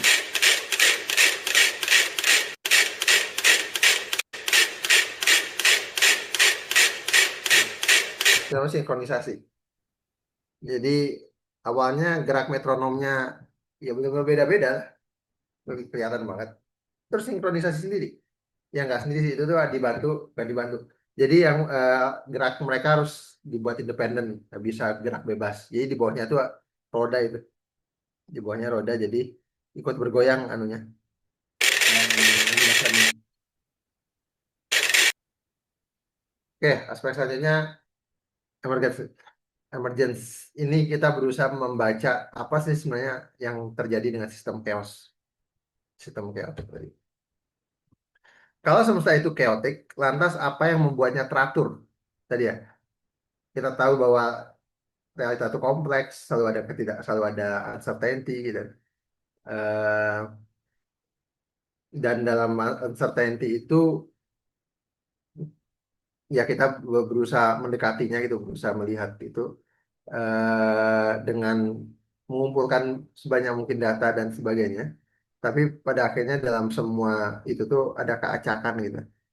Dan kita lihat dalam sistem Lorentz yang bagaimana kelihatan eh, baik-baik saja deterministik gitu. Tapi kemudian itu justru chaotic gitu. Dan geraknya seperti acak. Tapi apa yang kemudian membuatnya teratur gitu? Apalagi tadi malah ada sinkronisasi. Salah satu hal penting yang perlu bisa dilihat dari eh, sistem kayak Lorentz adalah walaupun kok katakan walaupun dia chaotic, tapi dia punya struktur. Jadi walaupun geraknya kelihatan acak, tapi tetap berada dalam dia dia tetap berada dalam pola itu gitu. Tetap membentuk struktur, dalam hal ini bentuk kupu-kupu. Jadi walaupun nilai awalnya berjauhan, ya mereka tetap muter-muternya membentuk membentuk gambar itu gitu. Jadi walaupun kelihatan acak dan chaotic, tetap ada struktur besarnya. Dan itu makanya kemudian kalau kita melihat lebih jauh, itu karena berarti ada aspek kualitatif di atas kuantitatif. Kuantitatif itu dari bergerak-gerak, gerak yang lebih detail ya, gerak tiap trajektori dan seterusnya. Tapi ternyata secara kualitatif ada hal lain yang kelihatan. Demikian juga data individu itu akan terlihat acak dan berantakan. Namun kalau dilihat dalam satu kesatuan kelompok, pasti punya pola atau struktur yang terbentuk. Contoh ya, teman-teman misalnya ngumpulin data kucing gitu. Ya udah kucing itu kayak tiap kucing itu unik gitu. Perilakunya, ciri apa namanya, ya pola-pola pola ciri fisiknya dan seterusnya. Kelihatan kayak ya udah eh, kelihatan acak aja gitu jadi setiap kucing itu kayak gimana. Tapi kemudian kalau dilihat secara dalam bentuk kesatuan kelompok, maksudnya ada gini, kalau kita misalnya ngedata seluruh kucing di Bandung, nah itu ada polanya. Oh kucing di Bandung tuh kayak kayak gini gitu. Atau mahasiswa di Bandung itu kayak gimana itu ada polanya. Walaupun kalau kita lihat individu, setiap individu itu unik. Setiap individu itu punya keunikannya sendiri, punya karakternya sendiri. Tapi kalau kita berbicara general, berbicara dalam kesatuan kelompok, maka ada pola-pola baru terbentuk, ada struktur-struktur baru terbentuk. Itu yang menjadi justifikasi dasar statistik. Kenapa statistik itu bisa bermanfaat? Karena hal ini, kumpulan memiliki informasi yang lebih kaya ketimbang satuan. Makanya ada rata-rata, makanya ada medias lagi. Min, median, modus, dan berbagai yang lain variasi standar deviasi itu kalau main statistik ya. Atau mungkin uji hipotesis dan seterusnya itu tuh karena kekuatan data. Kumpulan melihat sesuatu sebagai kumpulan itu lebih kaya ketimbang cuma kita lihat satuan. Dan statistik selalu berbicara tentang kumpulan. Karena untuk bisa melihat aspek yang emerge, aspek pola baru yang emerge yang muncul dari kesatuan, dari kumpulan tersebut. Dan itu kalau kita lihat dalam hal yang lebih general, lebih luas, karena kita akan melihat bahwa setiap hal Itu kalau kita ubah perspektifnya, terutama kita zoom in, zoom out gitu ya, perspektif yang lebih kecil dan perspektif yang lebih luas. Itu kalau ya tadi itu masalah skala ya, tadi skalanya berbeda, maka akan terlihat berbeda juga perspektif tadi. Kalau contoh sederhana, di gambar kiri atas itu bumi terlihat bulat, Indonesia kelihatan jelas, tapi Bandung di mana nggak kelihatan. Bandung bentuknya seperti apa nggak kelihatan. Kemudian kita zoom sampai Bandung kelihatan. Oke, Bandung sudah mulai kelihatan, tapi bentuk Indonesia nggak kelihatan, bahwa bumi itu bulat nggak kelihatan. Terus kita zoom lagi, oh Gunung Sate kelihatan. Gunung Sate kelihatan, tapi ya Bandungnya sendiri nggak kelihatan. Jadi pasti akan setiap kali skala yang berbeda, setiap kali perspektif yang berbeda, ada yang dilihat gitu, ada yang menjadi fokus. Akan ada sifat baru yang muncul dari setiap layer, setiap level.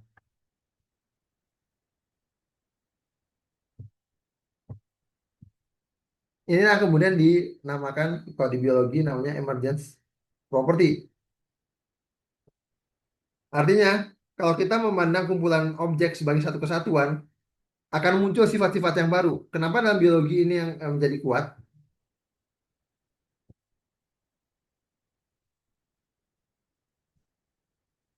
Kenapa apa, dalam biologi yang sifat ini yang muncul lebih kuat? Apa istilahnya teori ini yang tercetuskan dan banyak terbahas?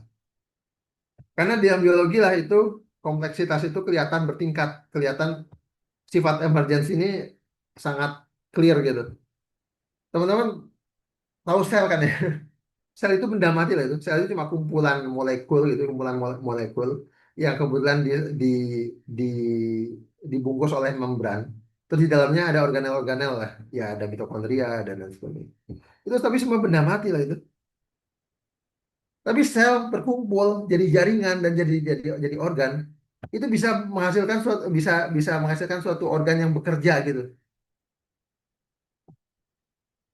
Selebihnya lagi berkumpul jadi organisme, menjadi suatu hal yang bisa menjadi entitas baru yang awalnya sel itu sifatnya seperti apa, selnya berkumpul jadi organisme, itu sifat baru yang muncul kemudian gitu, emerge.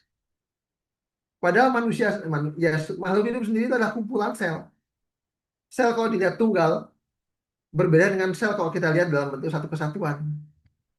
Nah, setiap level kompleksitas itu punya keteraturan dan keteracakan yang berbeda dibandingkan level sebelumnya. Dan itu berlapis-lapis. Sel, jaringan, organisme, ekosistem, bioma, gaya, semesta ini semua punya sifat-sifat emergence yang baru. Setiap kali kita lihat sebagai satu keutuhan. Ya mungkin kita lihat ini bagaimana kalau satu burung itu polanya seperti apa. Tapi kalau kawanan burung itu punya memunculkan yang mereka memunculkan sifat-sifat baru yang lain lagi. Satu manusia itu unik, tapi seluruh manusia istilahnya ya sebagai kumpulan besar manusia itu akan punya pola tertentu, punya behavior tertentu, punya budaya, punya culture, punya nilai, punya norma. Demikian juga terhadap kejadian. Setiap kejadian itu terasa acak dan kita kayak punya kehendak. Teman-teman punya free will, kayak punya free will ya. Aku bisa memilih ini. Aku bisa milih bahwa aku akan kuliah di ITB. Aku bisa milih bahwa nanti aku akan naik angkot. Aku bisa milih bahwa aku akan pakai baju warna biru. Kelihatan kejadiannya ini acak dan seakan-akan kita punya kehendak yang bebas. Tapi ini karena kita melihatnya mikro sebagai satu individu. Yang kalau kita lihat dalam sebuah kumpulan kejadian, itu ada pola yang terbentuk, ada emergence yang terbentuk gitu. Ada skenario besar, ada narasi besar yang terbentuk di sana. Yang membuat sebenarnya ya kejadian pilihan kita tuh nggak acak, pilihan kita tuh bukan bebas, tapi part of bigger scenario yang ya kerasanya aja bebas gitu. Padahal sebenarnya itu kan dipengaruhi oleh banyak sekali kejadian yang lain gitu. Sistem chaos ini masih berbicara tentang chaos ya tadi. Karena salah satu sifat emergensi yang menarik adalah adanya struktur fraktal dalam chaos. Ini yang bagian ini kayaknya saya cepat aja karena ini cukup sulit untuk dipahami. Tapi intinya adalah fraktal itu suatu hal yang berulang gitu. Kayak gini nih berulang kan, mengulang secara terus menerus. Ada garis bagi dua, bagi tiga, yang tengah ambil, lakukan seterusnya. Nah, kayak gitu. Ini contoh bagaimana proses pengulangan itu menghasilkan fraktal. Contoh lainnya ini namanya segitiga Sierpinski. Ada lagi namanya Salgukov. Saya nggak akan bahas detail. Dan itu semua muncul di sistem Lorentz, fraktal itu. Dan fraktal yang terkenal mungkin pernah dengar namanya Mandelbrot. Itu cuma berasal dari suatu persamaan kompleks sederhana.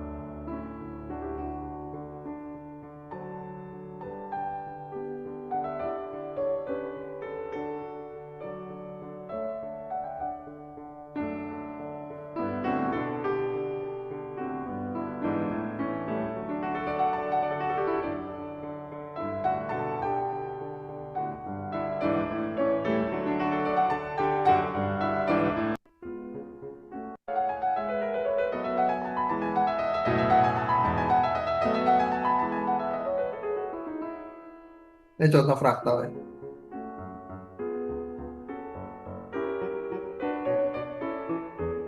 Ini fraktal paling terkenal nih fraktal Mandelbrot. Ini kalau di zoom terus ini polanya sama. Ada kayak gitu kayak. Tapi kalau diulang,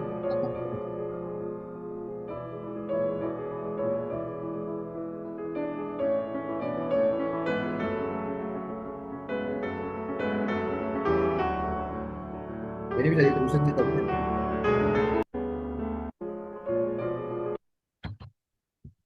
di alam seperti apa struktur berulang kayak fraktal ini kelihatan banyak gitu. Pohon, delta, namanya delta. Terus sama ini juga petir, eh, pembuluh darah, terus di tumbuhan paku juga ada gitu. Artinya eh, kelihatan chaotic alam semesta ini, tapi tetap ada struktur baru yang muncul gitu di balik keacakan itu dan kekacauan itu. Ini terakhir, nggak terakhir juga sih. Iya, saya mau bahas sedikit tentang entropi. Ini buat moderator kalau memang udah mau habis waktunya bilang aja. Oh ternyata ada bener. Nah, kayaknya yang entropi saya nggak akan terlalu bahas aja. Cuma singkatnya adalah di balik semua struktur itu kan ada informasi. Nah, ketidakpastian itu terkait dengan informasi yang terkandung dalam suatu fenomena. Jadi eh, ada namanya entropi informasi. Kenapa? Karena informasi informasi itu dihitung dari seberapa seberapa nggak mungkin, seberapa jadi main peluang ini sebenarnya. Jadi suatu hal itu informatif atau enggak itu lihat dari peluangnya. Agak aneh. Teman-teman tahu dari mana suatu itu informatif? Ngelihatnya dari seberapa nggak mungkin itu terjadi justru. Contoh bahwa besok matahari terbenam di barat. Ini nggak informatif sama sekali. Karena peluangnya besar. Ya mungkin hampir 100% kemungkinan besok tuh ya matahari terbenam di barat. Kayak you don't say kayak. Makasih atas informasinya. Tapi kalau suatu itu nggak pasti, justru itu informatif. Makanya kemudian disitulah dihitung namanya entropi informasi. Eh karena waktunya ya ini. Entropi informasi ini terkait dengan entropi semesta, entropi dalam aspek termodinamika ya. Bahwa entropi sistem itu selalu bertambah. Karena semakin menyebarnya suatu hal, semakin menyebarnya kan entropi sistem itu berbicara masalah panas. Panas itu pasti menyebar dan semakin menyebarnya suatu partikel, informasinya makin hilang, makin tinggi karena semakin acak gerak partikelnya. Semakin acak suatu hal, semakin tinggi informasinya, semakin dia informatif. Tapi semua proses apapun itu cenderung justru meningkatkan ketidakpastian. Ini menjadi pertanyaan lain. Terus tambahan yang kedua, mekanika kuantum, karena walaupun semesta itu deterministik, fisika modern dalam konteks ini mekanika kuantum berbicara hal lain tentang gimana keadaan fisik itu bisa bersifat probabilistik. Tapi justru ini memperlihatkan bagaimana kesimpulan yang tadi bahwa ada aspek kualitatif di atas aspek kuantitatif yang mana akhirnya ya memang secara mikro dunia ini probabilistik bagi mekanika kuantum, tapi dalam aspek makronya emergence property membuat kita bisa melihat eh, hal yang lebih deterministik gitu. Mungkin itu aja, nanti kalau butuh detailnya mah dari situ aja. Kita cukupkan sekian dulu aja. Ini banyak saya skip nih, ternyata banyak juga saya bikin materinya. Ya, sekian, mangga moderator. Assalamualaikum warahmatullahi wabarakatuh.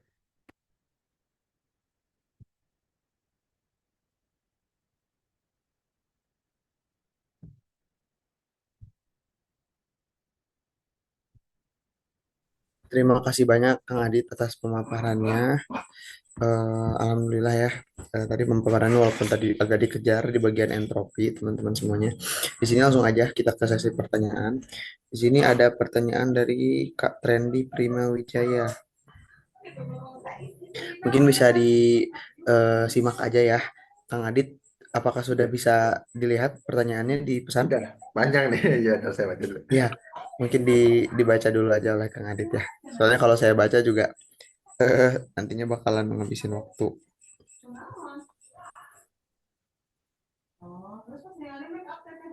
Hmm.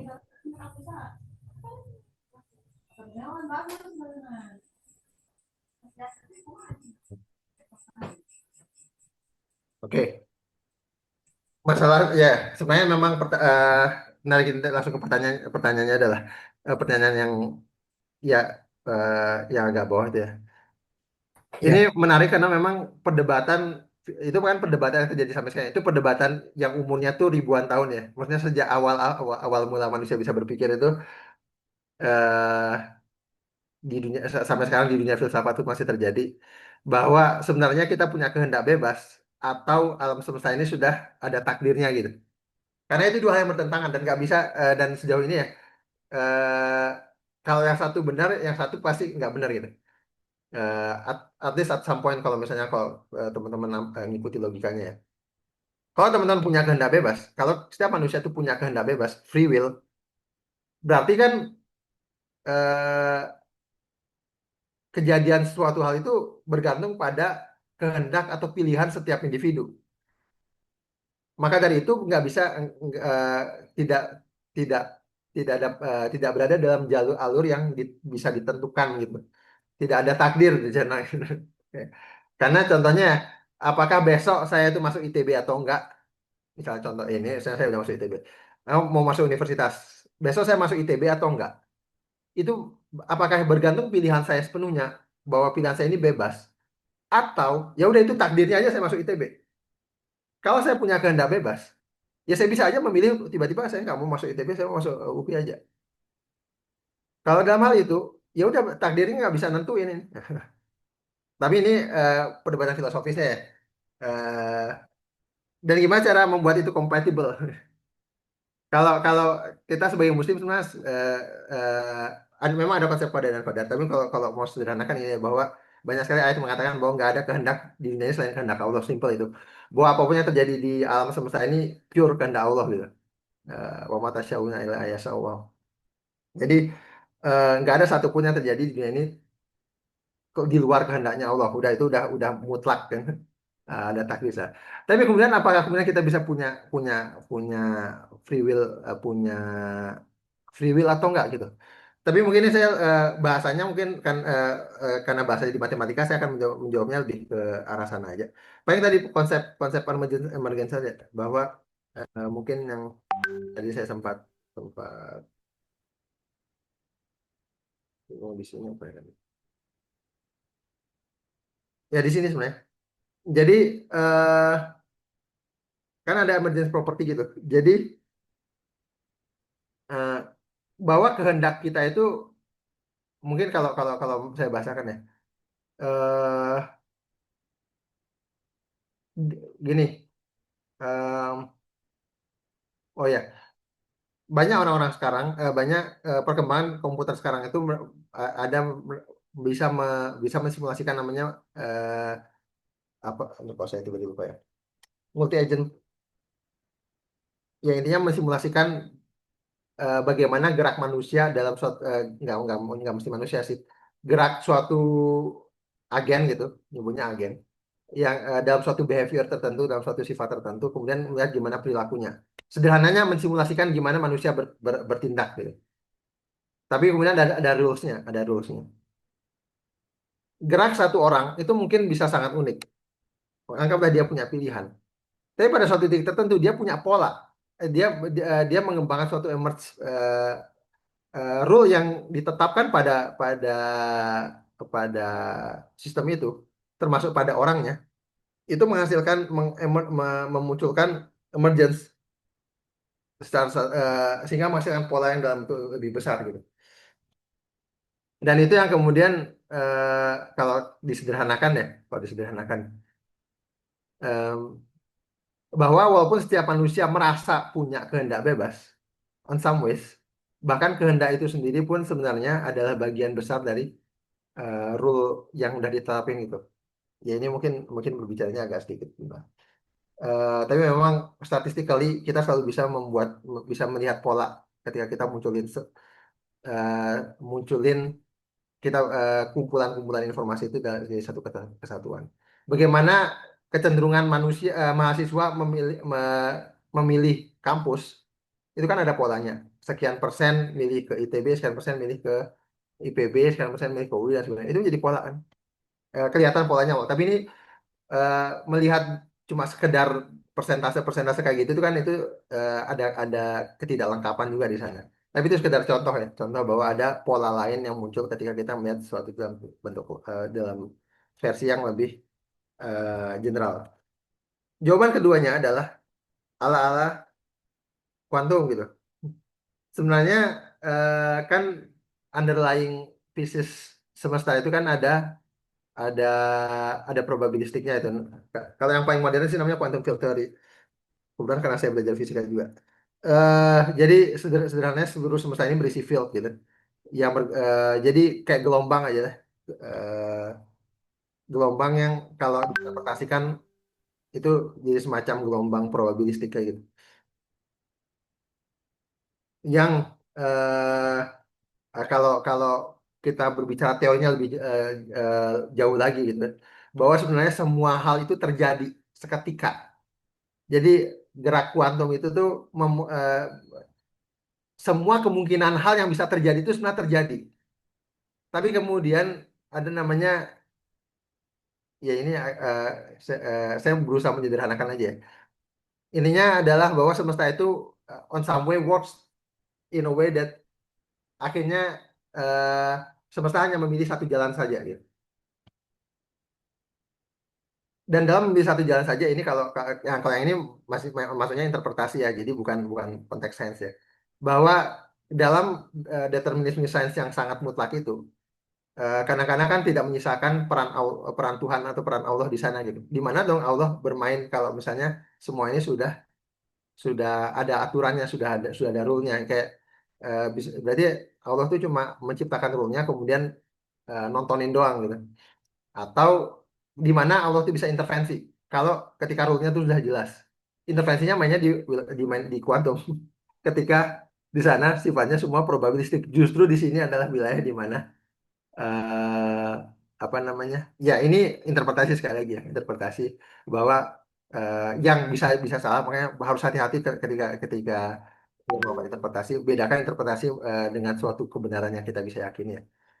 Bahwa bisa jadi mungkin bahwa intervensi takdir itu adanya mainnya di wilayah probabilistik dari alam itu justru. Karena memang kalau yang determinis udah ya, ya udah kalau memang batu gravitasi itu kayak gitu hukumnya ya udah gravitasi itu hukumnya. Nggak akan pernah bisa diintervensi gitu. Teman-teman pernah melihat nggak gimana hukum-hukum alam diintervensi kecuali mungkin mukjizat karena kita nggak menyaksikan langsung. Tapi kalau dalam hal ini orang-orang modern nggak akan pernah bisa percaya kalau sampai hukum hukum alam itu diintervensi secara langsung terlihat gitu bahwa nah akhirnya mainnya di wilayah probabilistik gitu.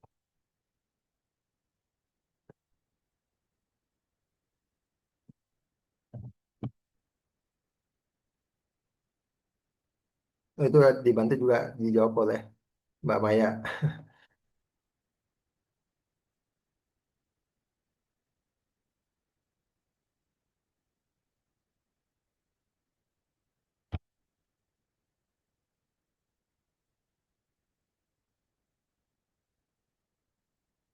kita yang apa istilahnya? Ya kita tuh dipilihkan, tapi kita yang mungkin agak agak agak aneh ya. Mungkin on some ways kita tuh cuma kita berusaha harus lebih lebih lebih berusaha gimana kita menjelaskan ini dengan baik aja sih. Mungkin pemahaman dasarnya kelihatan gitu. Tapi kadang-kadang logika tertentu harus agak sedikit lebih hati-hati karena argumentasinya perlu jelas gitu. Apalagi dengan sekarang banyak sekali determinismenya tuh ya. Seperti itu. Ya, mangga kalau ada pertanyaan lagi. Ini menarik sekali sih.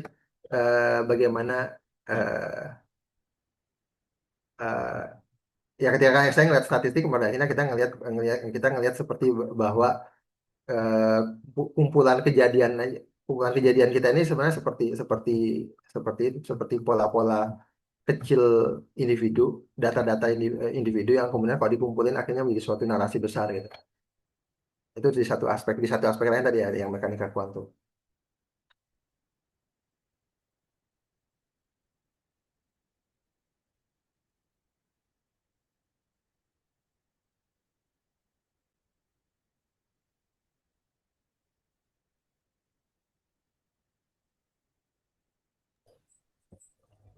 Oke, bagaimana? Adakah yang ingin bertanya lagi?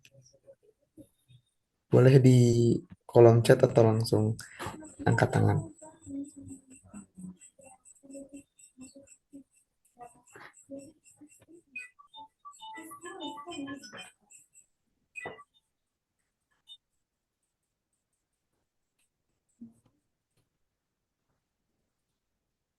Mungkin dikasih waktu 2 menit sampai 21.06 ya.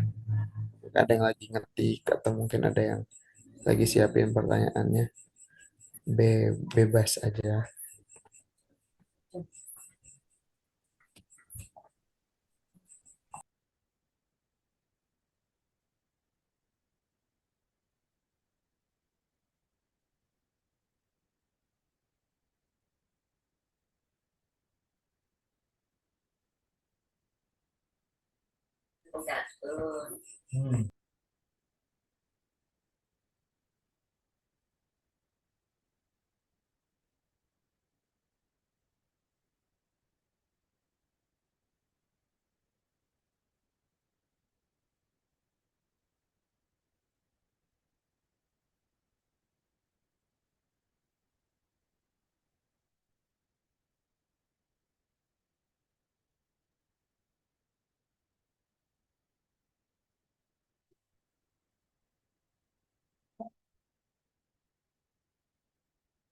Oh, ada pertanyaan lagi, Kang Adit. Ini simulasi Monte Carlo. Biasanya kalau saya Monte Carlo, mungkin Kang Adit boleh untuk dijawab pertanyaannya. Ya sebenarnya sebenarnya gini sih. Kalau kalau ini mungkin penyederhanaan istilah aja. Statistik itu kan ilmu umumnya tentang bagaimana kita tadi mengkuantifikasi ketidakpastian gitu kalau saya sekarang. Tapi kan itu baru masih berbicara tentang suatu data yang statik, saya nyebutnya statik. Tapi ketika data itu berubah, berubah itu misalnya dalam bentuk dinamik ya dalam bentuk suatu proses. Maka istilahnya lain namanya stokastik. Tapi itu sebenarnya merujuk ke aspek yang sama gitu. Stokastik itu ada suatu proses yang ada punya unsur ketidakpastian di sana. Nah, kalau Monte Carlo itu sebenarnya salah satu, itu sebenarnya kayak satu eksperimen aja, satu satu simulasi gitu, satu simulasi yang memperlihatkan proses stokastik gitu. Jadi ininya gerak apa ya? Sebenarnya nggak sampai ke suatu proses stokastik banget sih. Cuma itu ada simulasi yang ya gimana kita mengambil suatu keputusan tapi secara acak. Itu mungkin ini penyederhanaan lebih lanjutnya lagi. Nah, jadi oke kita mau memutuskan sesuatu, tapi keputusannya bukan keputusan tunggal, keputusan berantai. Makanya Monte Carlo ini kan suatu simulasi. Jadi ada namanya simulasi itu kan berarti dinamik tadi ya. Ada nggak cuma satu keputusan kecil tapi rangkaian keputusan gitu. Ya udah rangkaian keputusan ini diputuskan dengan cara random sampling suatu model, suatu distribusi peluang. Ini sekali lagi ini penyederhanaan. Ini konteks pertanyaannya adalah ya tadi mensimulasikan ketidakpastian ya, ya memang memang pada akhirnya itu mensimulasikan ketidakpastian ya suatu proses. Tapi Monte Carlo itu cuma salah satu cara karena ada dan itu cuma cuma ilustrasi aja sih kalau saya kalau mungkin menyebutnya. Terus, overall ketidakpastian itu gampang sekali dilihat sih karena kalau kalau itu kan versi versi saintifiknya gitu. Cuma kalau kalau gimana ketidakpastian itu tersimulasikan ya bahkan di alam sendiri gitu gerak apa namanya ketidakpastian itu kan tadi sebenarnya sumbernya ada dua gitu. Dari kurangnya data atau dari memang inherent bahwa realita itu kompleks gitu. Gerak partikel, gerak atom, misalnya di suatu gerak di suatu balon gitu atau di suatu panci kan itu panas gitu, ada uap air. Nah, gerak gerak uap air itu acak loh, itu tidak pasti.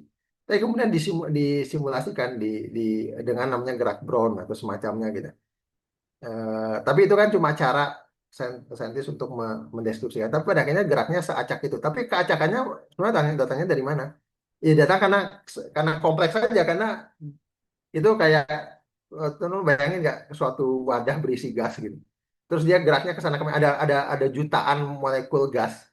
Kemudian geraknya ke sana kemari saling nabrak sana sini gitu. Banyak sekali faktornya. Makanya kemudian akhirnya orang-orang termodinamika itu mengembangkan namanya mekanika statistik gitu. Bahwa ya udah karena karena termodinamika itu bermain dengan panas dan dan panas itu berbicara tentang gerak atom. Yang dipakai statistik gitu. Lucu banget loh. Yang dipakai statistik untuk menjelaskan mekanikanya.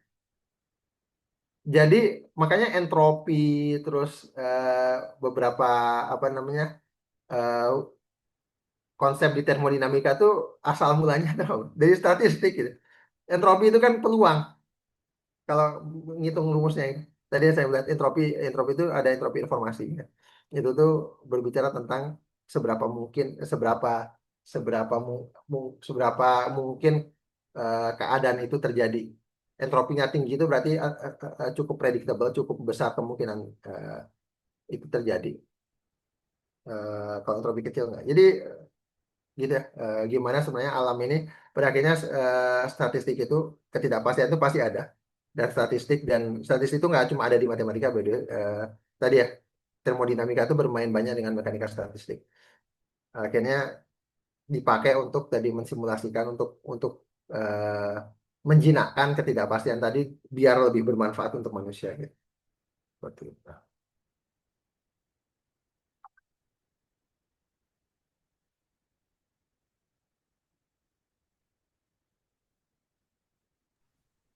Oke, bagaimana Kak Trendy?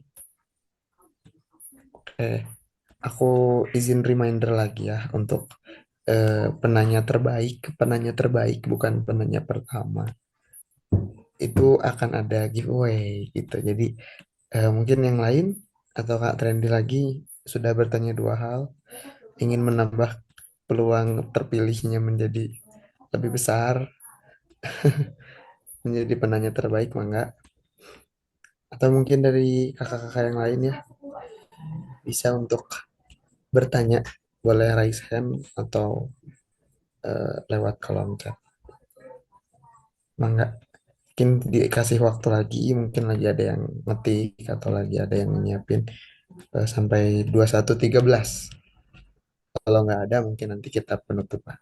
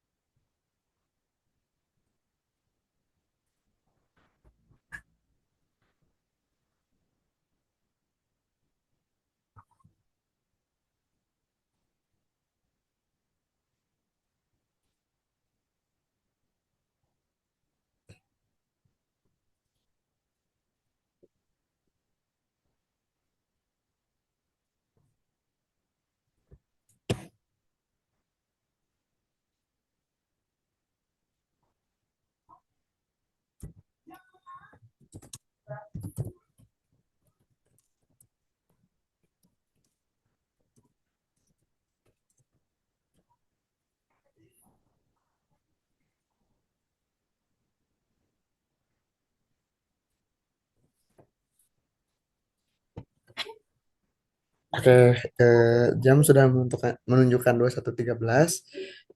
Mungkin pertanyaan kita cukupkan saja teman-teman kakak-kakak semuanya. Dan sesuai janji tadi bakal ada giveaway gitu. Nah, tentunya yang akan memilih siapa pemenangnya adalah Kang Adit. Mangga Kang Adit. Apa Kan gimana giveaway-nya? diumumin sekarang. Nanti aja nanti sama Oh, panitia nanti deh. aja Kang. Oke, Nanti siap, akan siap. dikontak langsung Oke, peserta oke. kita kali ya. Ya, Ya ini buat teman-teman juga nanti yang tertarik dengan bukunya. Ya, juga nanti semua peserta yang bisa yang sampai ke titik ini yang ikut tempat pertemuan insya Allah dapat diskon juga gitu. Insya Allah tadi yang semua isi 4 sesi ini versi lengkapnya memang ada di buku sih. penyampaian-penyampaian dari kemarin atau yang ini doang Kang Adit? Hmm? Eh, di buku tuh ada penjelasan yang Ya, apa namanya? yang lebih Kelas detail. sekarang atau kelas kemarin? Atau dua-duanya? Empat, empat, empat kelas itu ada semua. Buat kelas ya. Oke, kalau gitu. Baik, aku ambil alih lagi. Jadi tadi ya teman-teman semuanya yang udah ikut full 4 kali pertemuan nanti bakal dapat voucher, dan untuk yang penanya terbaik nanti bakal dikontak langsung untuk dapat giveaway bukunya teman-teman. Barokallah, terima kasih banyak Kang Adit atas penyampaiannya. Teman-teman semuanya aku izin reminder untuk bisa isi feedback ya untuk di link berikut. Jadi mangga teman-teman semuanya diisi feedback dan juga presensinya, wait. Oh, sama-sama di situ isi feedback juga. Oke, sambil berjalan, mari kita hanya meeting sekarang. Sebelum disudahi, mungkin izin untuk dokumentasi terlebih dahulu bagi kakak-kakak semua yang berkenan untuk on cam. Diharapkan untuk on cam dulu, kita akan ada sesi dokumentasi. Untuk dokumentasinya nanti mungkin paralel ya dari panitia, dari kakak di BPP Salman ITB juga, saya juga nanti ikut untuk mendokumentasikan. Oke, terima kasih.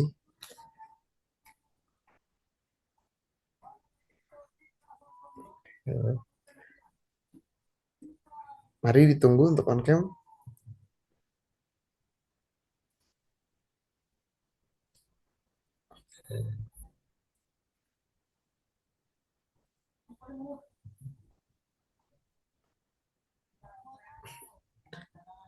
Oke, mungkin boleh dari kakak yang di BPP Salman mungkin bisa memimpin untuk proses dokumentasi.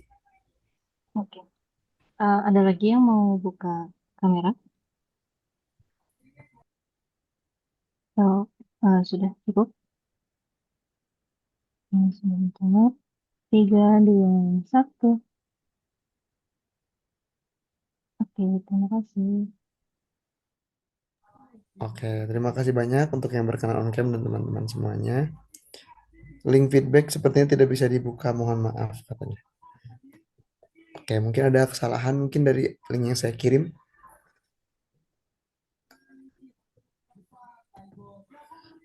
Oke, dicek dulu ya.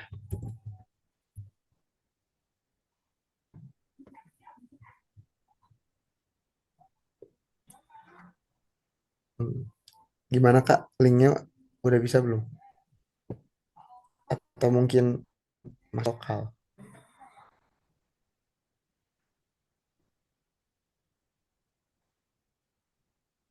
Kalau langsung di kopas bisa Kak.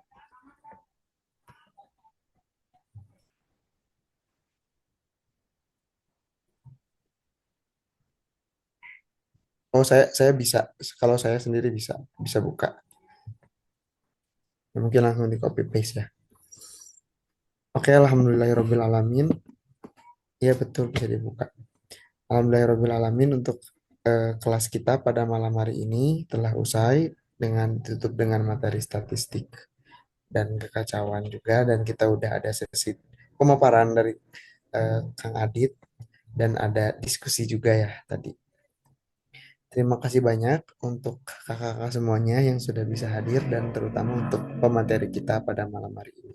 Semoga ilmu yang malam hari ini disampaikan dapat menjadi reminder untuk kita semua betapa besarnya dan betapa luar biasanya Tuhan Sang Maha Pencipta menciptakan mungkin ilmu yang bagi eh, Tuhan itu, bagi Allah itu nggak seberapa gitu, tapi bagi kita menjadi suatu permasalahan yang wah gitu. Jadi mari kita jadikan ini malam hari ini sebagai bahan renungan untuk kehidupan kita ke depannya. Oke, saya Muhammad Anila sebagai moderator mohon pamit undur diri. Terima kasih banyak atas partisipasinya. Assalamualaikum warahmatullahi wabarakatuh. Waalaikumsalam. Waalaikumsalam warahmatullahi wabarakatuh.